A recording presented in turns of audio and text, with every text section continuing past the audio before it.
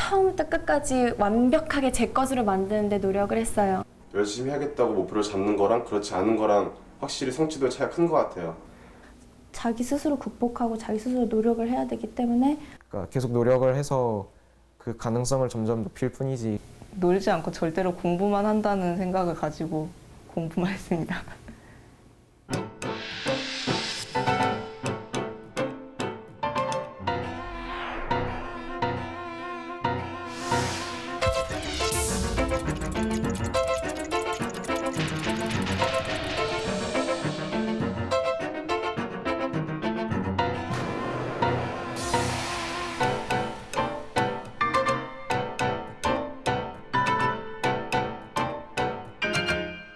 실험에 굉장히 부적합한 지금부터 8명의 학생들을 만나게 됩니다.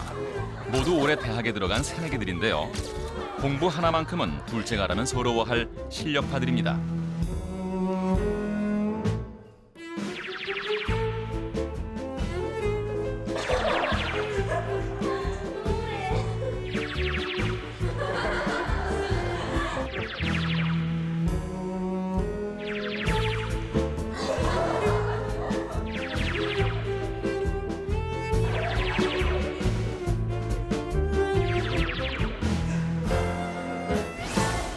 진짜 본격적인 기억 테스트예요. 자, 이 테스트는 초등학생, 중학생 이런 거 하는 거예요. 이제부터 학생들에게 몇 가지 테스트를 해볼 작정입니다. 가장 기본적인 공부 방법이라고 할 수 있는 기억에 관한 것부터 시작합니다. 학생들은 지금 단어와 그림이 섞인 100개의 카드를 보고 있습니다. 많은 양의 정보가 한꺼번에 주어졌을 때 이것을 얼마나 많이, 얼마나 정확하게 기억할 수 있는가 하는 문제입니다. 공부를 잘하는 만큼 기억력도 뛰어날까요? 결과는 잠시 뒤에 확인해 보겠습니다. 한편 똑같은 실험이 중학생들에게도 진행되고 있었습니다. 2초에 한 장씩 5분간 100장의 카드를 보고 있는 중입니다.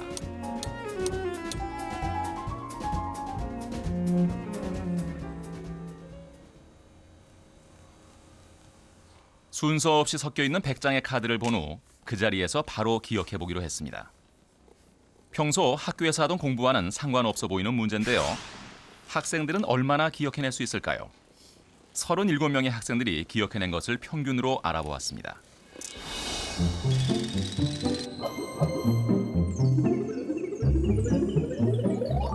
결과는 100개 가운데 23개에 그쳤습니다. 기억이라고 하는 것은 그냥 사진 찍듯이 착하다 해서 집어넣었다 꺼내는 것이 아니라 자기가 가지고 있는 지식을 적용해 갖고 조직화를 한다든지 이렇게 해서 이제 집어넣었다 나중에 기억을 해내는 건데. 10개의 카테고리 안에 다 들어있는 두 번째 실험입니다. 이번에도 순서 없이 섞여 있는 새로운 카드 100장을 보게 됩니다. 하지만 이번에는 10개의 항목이 있다는 것을 알려주었습니다.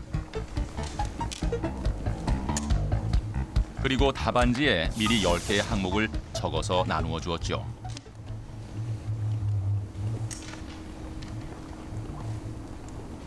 결과는 과연 어땠을까요?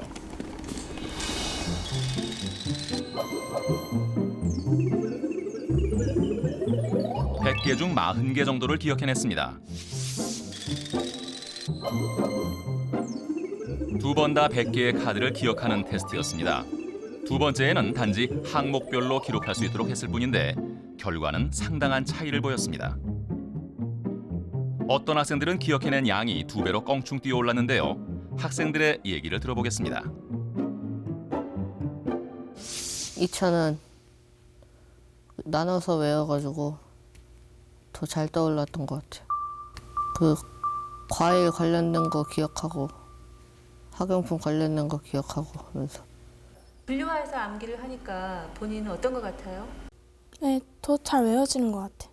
그 분류하면요, 분류하는 그 분야 특징이 있어갖고 거기에 다 생각이 나던데. 여기서 잠깐 1, 2차 모두 높은 점수를 받았던 학생의 방법은 어땠을까요? 그냥 그 그림 사람 이름은 사람 이름끼리 따로 외워놨다가 연관지어서 하고 그랬어요. 처음에는요, 맨 처음에 봤을 때는 관련이 별로 없어서 그냥 외웠는데 점점 보면은 서로 이렇게 같은 종목에 있는 게 많아서 각각 그 종목에 접목시켜서 외웠어요. 이 학생들은 1차 실험에서도 몇 차례에 걸쳐 항목별로 묶어서 기억해냈음을 알 수 있었습니다.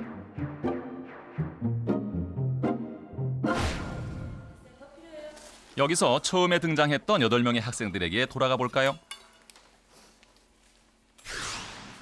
학생들은 평균 46개 이상의 카드를 기억해냈군요. 같은 실험을 한 중학생들보다 2배 정도 많은 양을 기억했습니다. 여기서 더 놀랄 만한 것은 답안지의 내용이었습니다. 8명의 학생 모두 항목별로 묶어서 기록을 했던 것입니다. 마치 항목을 미리 제시해 주었던 2차 실험에서처럼 말이죠. 아예 제목을 붙여가면서 기록한 학생도 있었네요. 한꺼번에 많은 양을 기억해야 할 때 비슷한 것끼리 모아서 분류화하면 훨씬 효과적입니다. 분류화를 한 사람은 그 여러 개를 몇 개의 그 의미 관계를 중심으로 해서 몇 개로 조직화해서 10개면 10개 조직화해서 집어넣어 갖고 기억을 하니까 기억해야 될 동의수, 개수 자체 수가 줄어든다라고 볼 수가 있겠습니다. 기억의 작동은 더 정교한 재구성의 과정으로 이어집니다. And relate it to things that they already know in memory. And it turns out we know from many experiments that when you elaborate on incoming information and you relate it to things you already know, that gives a big boost to memory. Because you're calling on your past knowledge and experience to help you encode new information. 세계적인 인지심리학자인 다니엘 샥터 교수. 인간의 기억에 대해 다양한 연구를 해오고 있는데요. 그는 한 가지 흥미로운 연구를 소개해 주었습니다.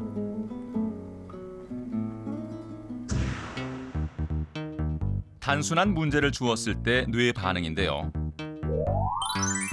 A라는 알파벳이 소문자인지 대문자인지와 같은 생각을 할 때는 거의 반응이 없습니다.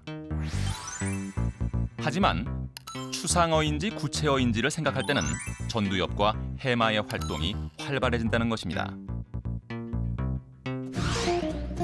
기억에서 분류화는 아주 중요한 부분입니다. 그런데 이 분류화에는 함정이 있습니다. 이어지는 문제를 보시죠.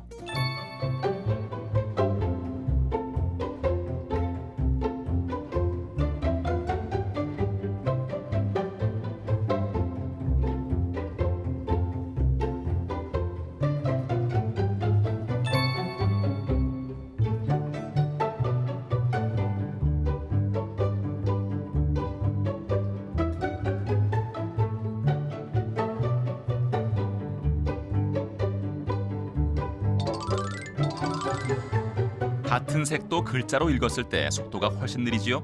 글자의 의미가 머릿속에서 방해하기 때문입니다. 공부를 잘하는 사람의 경우는 이렇게 적절한 걸 빨리빨리 찾아내고 불편한 걸 억제하는 그런 훈련이 자기도 모르게 상당히 쌓인 사람이라고 그렇게 볼 수가 있겠습니다.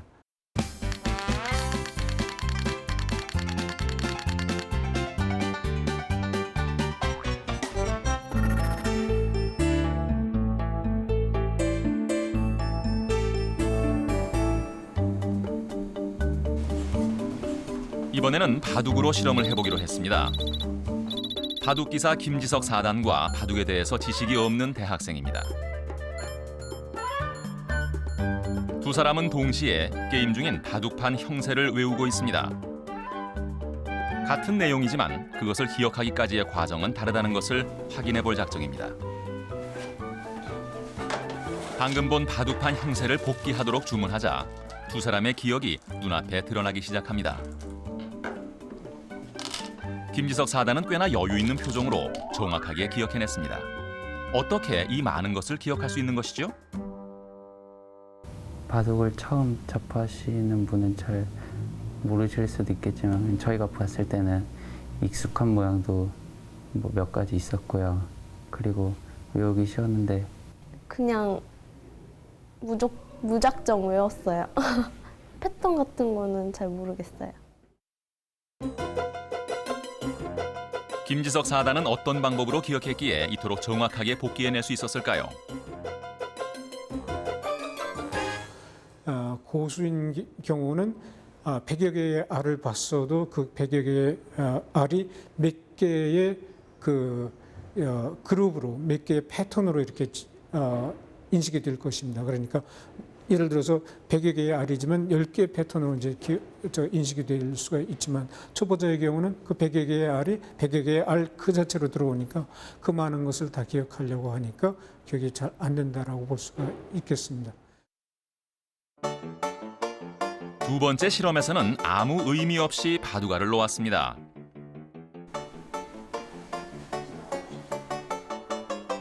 김지석 4단이 이 바둑판을 유심히 들여다보는데요. 딱히 형세가 그려지지 않은 아무 의미 없는 바둑판. 여기에도 기억할 수 있는 패턴이 그려질까요?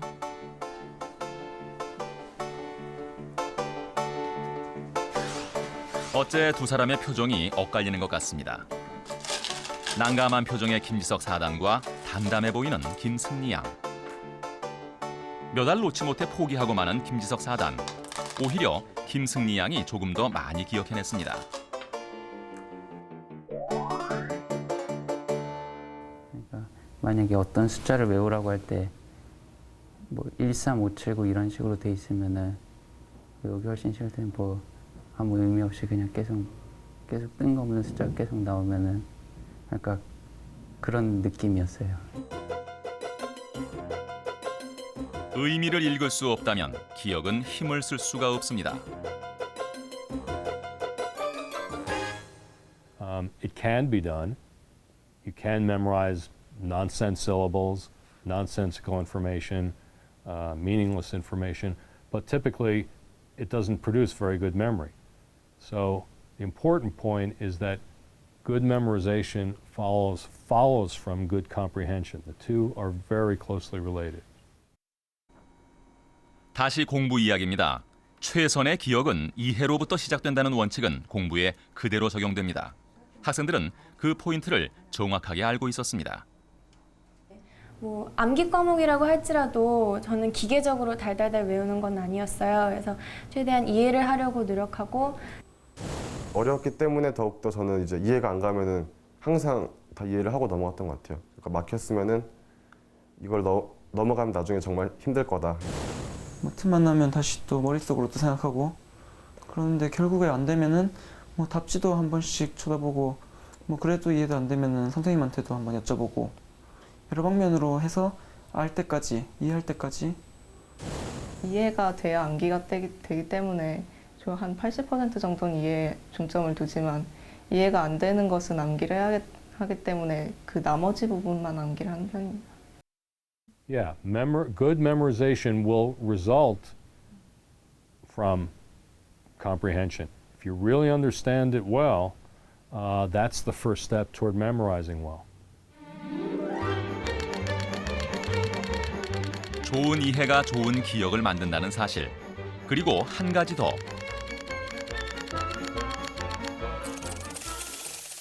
기억을 정확하게 다져주는 부호화의 방법이 있습니다.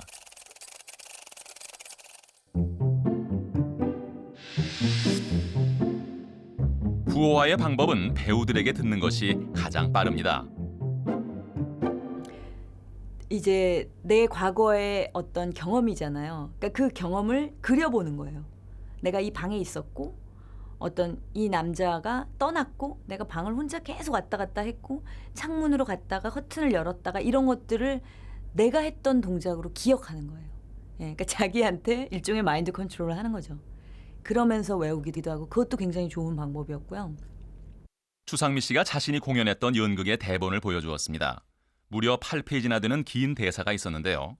실제 공연에서는 10분 동안이나 혼자서 대사를 하게 된다고 합니다. 단지 훈련에 의해서 암기하기에는 너무도 많은 분량. 그러나 공연 중에 한 번도 틀린 적이 없을 만큼 완벽하게 암기했다고 하니 그 방법이 정말 궁금한데요. 그 많은 분량이 정말 다 외워졌어요. 거의 완전하게. 전환하는 포인트가 생기는 거죠. 내가 담담하게 얘기해서 서서히 화가 나는 어떤 시점, 뭐 서서히 어떤 정말 울게 되는 시점, 이런 게 있어서 그렇게 어떤 그냥 덩어리 감정의 덩어리로 이제 쪼개서 분석하고, 그래서 그거를 이렇게 외우는 거죠. 내가 가져온 옷이랑 그 주머니 속 여권이랑 그런 그 방. 긴 대사 속의 작은 동작이나 감정의 흐름으로 단서를 하나씩 두고 암기합니다. 이런 부호화의 방법, 공부할 때도 활용할 수 있을까요? In fact, some of the researchers who have done that work have argued that they call it active experiencing, this idea of really actively analyzing incoming information can be applied as a more general learning tool. So yes, I think it provides some very good clues as to how we could all benefit. 종원이의 경우를 한번 보겠습니다. 종원이는 공부할 때 이렇게 움직이면서 합니다. 지금 공부하고 있는 내용이 눈앞에 그려져서 움직인다고 상상하기 때문인데요. 개념들이 마치 공중에 풍선처럼 떠 있다고 생각하고 상관관계를 그려보는 것입니다. 내용을 이미지화시켜서 이해하고 기억하는 것이죠. 그러니까 저는 그러니까 되게 움직이면서 공부를 하거든요. 아까 그 글 읽었던 거를 이렇게 막 상상해서 움직이게 하는 부분 있잖아요. 그러니까 제가 말하는 것도 이게 단어가 움직인다고 생각해서 말해서 그래요. 그러니까 이게 누구 귀에 들어가서 어떤 이미지를 갖게 할까, 어떤 생각을 하게 할까, 그런 생각도 하고. In the digestive system, it breaks up the food into small pieces. 그런가 하면 지선이를 한번 볼까요? 직접 강의하는 것처럼 열심히 설명하고 있는데요. 지선이가 주로 하는 공부 방법입니다. 자신이 이해한 내용을 말하고 듣고 보고 쓰는 과정을 통해서 정확하게 암기하게 되는 것입니다. There's the large intestine, but first we have to memorize what the 눈으로도 읽고 또 입으로도 말하고 또 손으로 이렇게 필기하듯이 낙서하면서 하다 보니까 삼중으로 그렇게 공부가 되더라고요. 창현이가 주로 쓰는 암기법은 첫 글자를 따서 전체를 암기하는 방법이라고 합니다.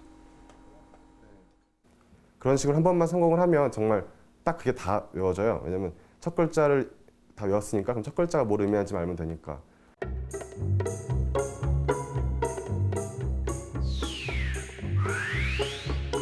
예컨대 이런 식으로 말이죠. Using mental images can also be effective, making a vivid mental picture of what it is that you want to remember. All of those encoding techniques that we discussed are ways of overcoming transience, of improving your ability to retain information over time. 기억해야 할 내용은 복잡하고 그 양도 많습니다. 그럴수록 머릿속에서 정교하게 구성해 보관할 필요가 있습니다.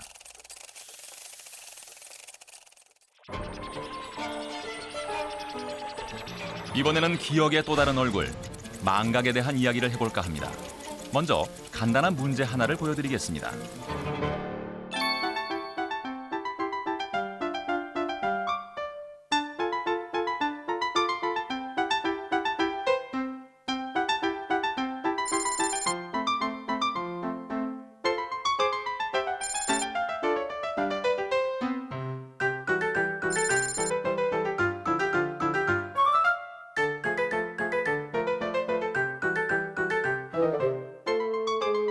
확인하셨습니까? 간단해 보이는 문제 앞에서도 우리의 기억은 그다지 힘을 발휘하지 못한다는 사실을요.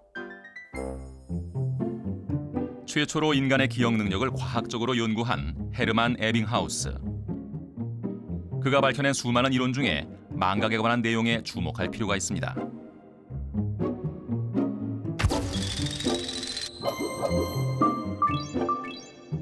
공부를 하고 난 직후부터 망각은 빠른 속도로 진행됩니다. 20분 후에 남아있는 기억은 58%에 지나지 않고 이렇게 한 달이 가면 기억은 21%만이 남게 된다고 합니다.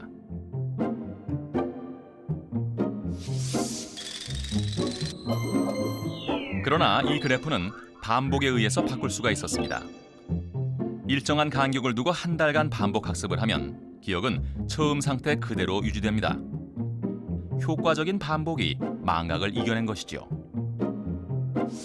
he made a discovery that turns out to be quite reliable and quite general and tells us a lot about the characteristics of how memories change over time.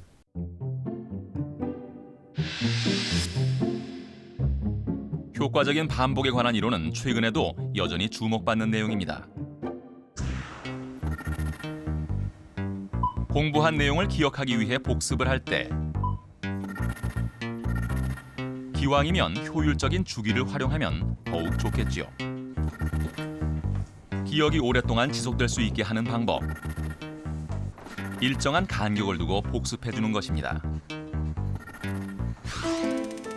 오늘 공부한 것이 시험 볼 때까지 사라지지 않기를 모두가 바라는 바지요. 효과적으로 반복한다면 가능한 일입니다. If you space out the repetitions, you put a little time or an interval in there, then it helps you to recover and do more elaboration the second time and the third time. 소담이는 노트를 가지고 반복 학습을 철저히 지켰다고 합니다. 노트를 초벌 작성한 후에 그 바로 쉬는 시간이나 아니면 그 다음 쉬는 시간 적어도 점심시간 때까지는 오전 수업의 경우 정리를 하려고 노력을 했고, 그리고 또 중간고사나 기말고사 같은 시험 기간 전에 또 그 노트를 보면서 복습을 하면 더 반복 효과가 높죠. 최고의 반복 효과는 많이 보는 수밖에 없다. 창현이의 말인데요. 잘 외워지지 않는 공식이나 어려운 내용이 있을 때 창현이는 그것을 써서 주변 곳곳에 붙여둡니다. 이렇게 하면 자연스럽게 반복해서 보게 되는 것이죠. 나중에 외웠다는 느낌은 안 들지만 다 알게 되어 있어요. 그러니까 나중에 시험을 친다든가 했을 때 그냥 이게 이렇다라는 게 저희 머릿속에 각인이 된 거죠. 포인트에서 보면서. 하지만 공부란 모두가 알다시피 개인차가 무척 큽니다. 누구는 금세 이해하고 기억하는 반면 누군가는 항상 뒤처집니다. 프리드리 헤세 교수는 여기서 공부의 근본적인 의미를 말해줍니다. Wir müssten jetzt definieren, was Lernen alles ist. Lernen ist vor allen Dingen, dass ich neue Sachverhalte integriere in ein vorhandenes Wissensnetz. Und wenn ich neue Sachverhalte in ein Wissensnetz integriere, dann ist es wichtig, dass ich es so gut verbinde mit von vorhandenem Wissen, dass diese Verbindungen auch wirklich etabliert werden und dann kann ich dieses Wissen anwenden. 다시 8명의 학생들에게 돌아왔습니다. 이번에는 4명씩 나누어 앉았는데요. 자, 준비하고. 두 팀은 동시에 모니터를 통해서 그림을 보고 있습니다. 학생들에게 동시에 이 그림을 외우도록 했습니다.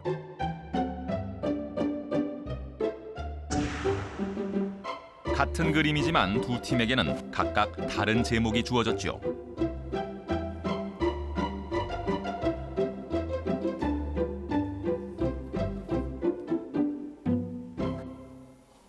자, 됐어요. 잡지 나눠주고. 방금 본 그림을 기억해 그려보라고 주문했습니다.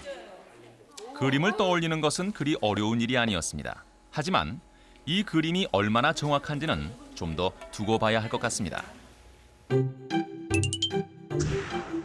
학생들의 기억을 거쳐 나온 그림은 달라져 있었습니다. 소나무와 모종삽은 완전히 다른 모양이 됐군요.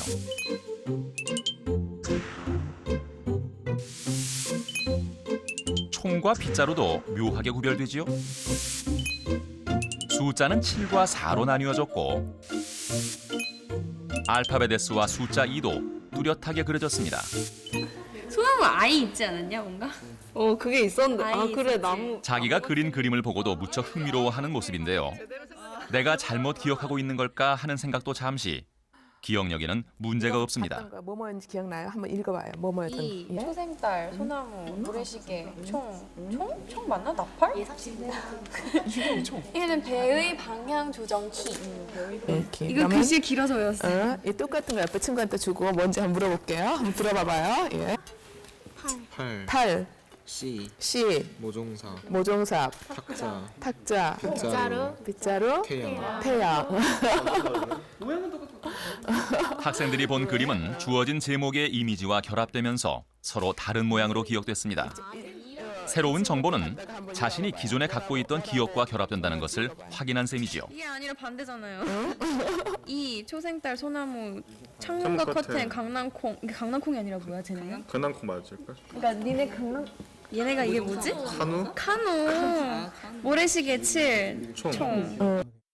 기억이라고 하는 것은 처음부터 끝까지 구성입니다. 그러니까 사진 찍듯이 그냥 착하닥 해서 집어넣다가 착하닥 끄집어내는 것이 아니라 처음에 들어갈 때도 구성, 나올 때도 재구성입니다. 같은 강의를 들어도 기억은 달라집니다. 피자를 4분의 1로 나누라는 말에 동그란 피자를 떠올린 아이가 있는가 하면 울퉁불퉁한 부침개를 상상한 아이가 있을 수도 있다는 얘기지요. 스케치 2가 스케치 1, 스케치 1과 비슷하면 비슷할수록 기억이 정확해질 수가 있고 차이가 나면 차이가 날수록 정확하지 않을 수가 있습니다.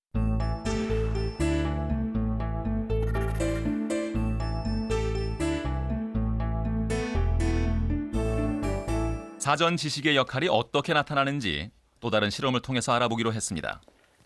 다음 내용을 읽고 기억하는 것인데요. 내용은 상식적인 선에서 이해가 되는 간략한 글입니다. 그런데 한쪽 팀에는 빨래하기라는 제목이 있고 한쪽 팀에는 제목이 빠져 있습니다. 제목이 빠져 있는 글을 읽은 팀입니다. 빨래하기라는 쉬운 내용이었지만 제목이 없는 상태라면 상황은 조금 달라집니다.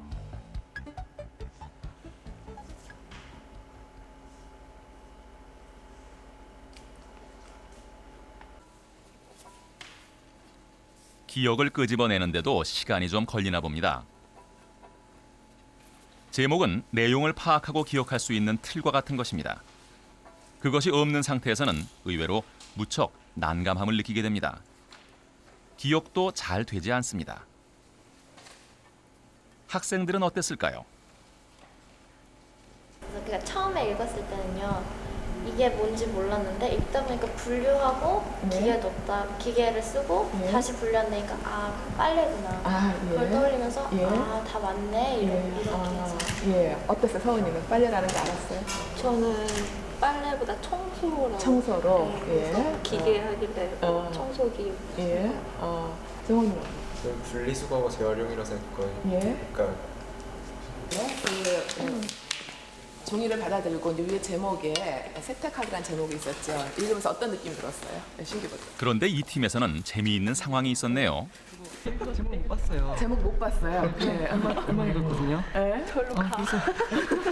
절로 가야 될 것 같은데. 절로 가야 될 것 같아요. 다시 기억을 해보면 세탁기가 아니라 그냥 기계였고 옷도 갠다는 말이 아니라 그냥 분류해서 정돈한다, 사용한다, 입는다가 아니라 그런 거였잖아요. 근데 빨래라고 딱 그냥 제목을 머리에 박고 생각을 하니까 모든 게 빨래로 보이는 거예요. 글 자체는 사실은 무엇이냐 하면 그 글을 가지고 우리가 우리 지식에서 어떤 지식을 동원을 해서 이걸 해석하고 추론할 것인가를 알려주는 하나의 단서라고 그렇게 단서에 지나지 않는다고 그렇게 생각이 됩니다. 그래서 이해를 제대로 하거나 깊게 하려고 하면 주어진 자극에 대해서 자기가 갖고 있는 지식을 적절히 동원해서 적절히 해석하고 추론해야 그래야만 이게 이제 제대로 이해된다라고 볼 수가 있겠습니다. 공부는 지금 내가 가지고 있는 지식에서부터 차곡차곡 쌓이는 것이었습니다.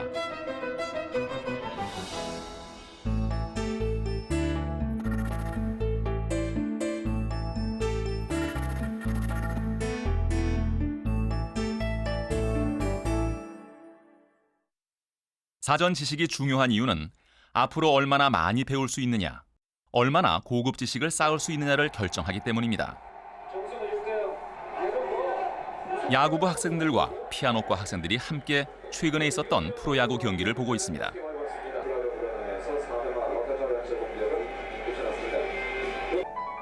다음으로 피아노 연주의 한 부분을 듣습니다.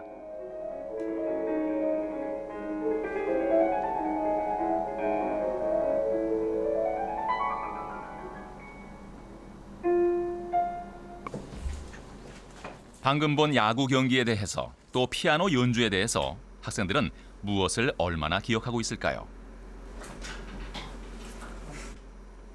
야구 볼 때는 생소한 단어들이 많아서 그냥 공이 왔다 갔다 하는 거나 선수들이 공을 뭐 놓치거나 점수가 올라갈 때 막 이런 거 위주로 잘 들어오지 않는데 뒤에 팬들 응원하는 거나 아니면 광고가 뜨는 거 그거 무슨 회사 광고가 나오는지 그런 것만 보고 그리고 볼 때는 집중이 잘 안 되고 그냥 머릿속으로는 딴 생각하면서 그냥 화면만 응시하고 있었거든요. 근데 야구에 대한 사전 지식이 없었던 여학생들은 야구에 대한 기억이 별로 없습니다. 타자가 안타를 치고 2루 주자까지 홈까지 들어오니까 점수가 났고 이제 다 된 상황에서 주자 1루에 다음 타자가요. 유격수 뜬공을 치니까 상황이 끝났고요. 야구부 학생들은 훨씬 세부적으로 기억하고 있습니다.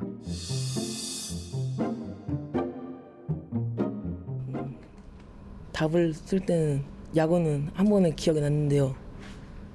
음악을 답을 쓸 때는 그냥 대충 그냥 생각나는 대로 막 아무렇게나 적어 그랬어요. 기억의 양도 확연히 차이가 납니다. 어떤 여기는 감정이 어떻고 여기 멜로디는 어땠고 여기 단조가 장조에서 어떻게 변했고 이거를 언제 어떻게 감상을 하고 싶은지 이런 거를 다 잘 쓸 수가 있었어요.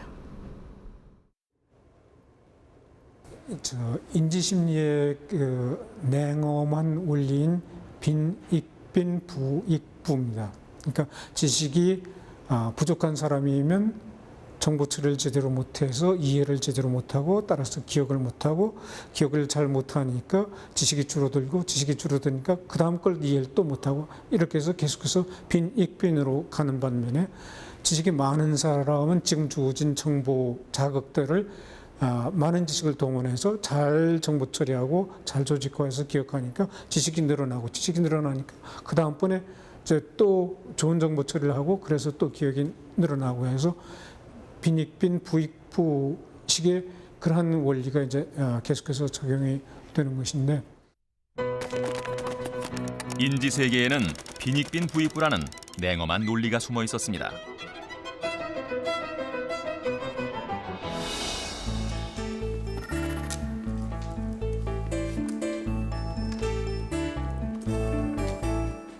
맨 처음 실험에 참가했던 중학생들입니다.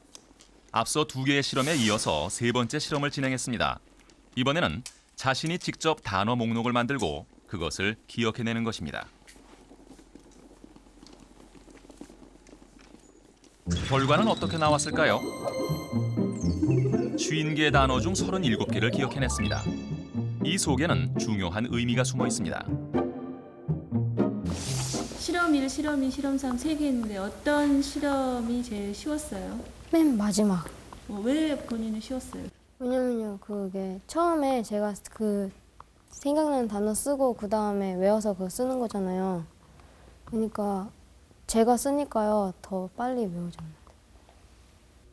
3차는 왜? 3차는 제가 좋아하는 거에 대한 그걸 썼거든요. 그래갖고. 제가 떠올리기 쉽게 써가지고 잘 떠올랐어요. 총 3번의 실험 가운데 3번째 실험의 결과가 월등히 좋았습니다. 당연한 결과 아니냐고요? 하지만 정작 학생들에게는 당연해 보이지 않았습니다. 평소에 공부할 때는 이렇게 분류와 방식을 써서 공부해요? 암기하거나 할 때? 안 쓰고 그냥 무작정. 무작정? 왜요? 그냥 1차 같은 식으로 해요. 무작정? 네. 남이 준 지식은 그것 자체가 이제 기억해야 될 그런 대상이 이제 하나가 돼서 기억해야 될 부담이 있는데 자기가 아는 지식을 활용을 해갖고 만든 경우는 기억해야 될 거가 이미 자기가 알던 지식이니까 그거 따로 기억할 필요가 없이 그걸 활용해서 이제 기억 속에서 끄집어내면 된다라고 볼 수가 있겠습니다. When I try to remember, I do use elaboration. I try to elaborate. I try to think about how some new information fits with things I already know. I try to make associations, and it is very helpful. 8명의 학생들이 또 한 번 100장의 카드 외우기를 하고 있습니다. 이번에는 프린트된 100장의 카드 세트를 받아서 각자 외우는 것입니다. 학생들의 뛰어난 기억력을 보는 거냐고요? 아닙니다.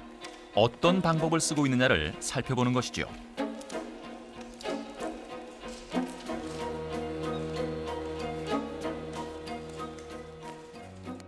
종원이는 익숙한 것들을 먼저 배치하고 외우기 힘든 것을 맨 나중에 보는 전략을 세웠습니다. 평소 공부할 때도 종원이는 자신이 흥미를 느끼는 것을 기준으로 공부해 나가는 방식입니다. 그래서 한 과목에 어떤 집요하게 이렇게 매달리는 느낌이 저는 별로 없어요. 계속 얕게 그냥 보고 있다는 느낌이 너무 강해서 그래서 한 부분을 공부를 하고 나면은 다시 좀 다시 다른 생각이 들기 시작하면 다른 과목을 바꿔서 또 공부를 하고.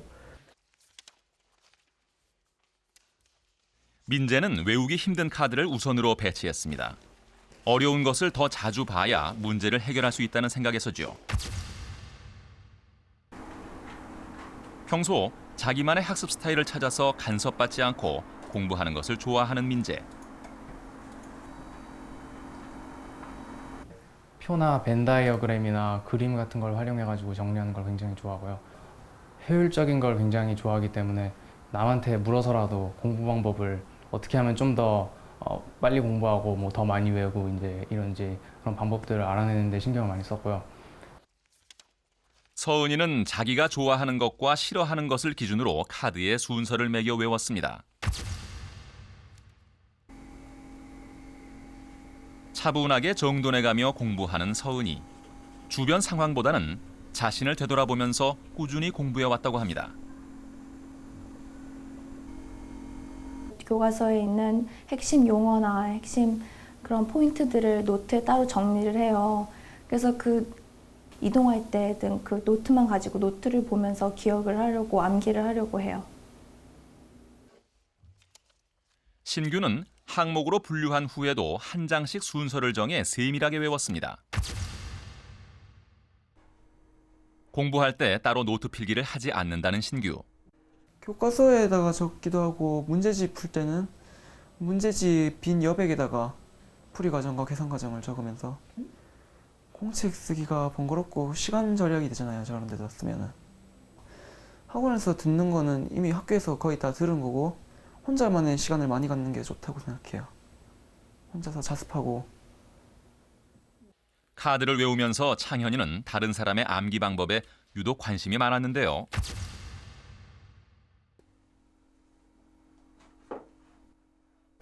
저는 학원 같은 걸 다니면 좋았던 게 저랑 비슷한 어떤 성취도를 보이는 친구들과 같이 준비를 하잖아요. 뭐 입시 준비를 하든 같이 시험을 보든 그럴 때 저는 같이 약간 그런 친구들 하면 약간 경쟁심 같은 게 있는데 저는 약간 좋다 이런 거 아닌데 되게 속에서 정말 이런 분위기에서 열심히 해야겠다 이런 걸 되게 많이 느꼈어요. 그래서 100장의 카드를 외우는 문제가 주어졌을 때 학생들은 자기만의 해결 방법을 빠르게 찾아냈습니다. 학생들이 찾아낸 방법, 그건 특별한 것이 아니었습니다. 무엇이 나에게 맞는지, 무엇이 효율적인 것인지를 생각하는 것이었습니다. 지선이는 10개의 큰 항목에 집중하는 전략을 썼는데요.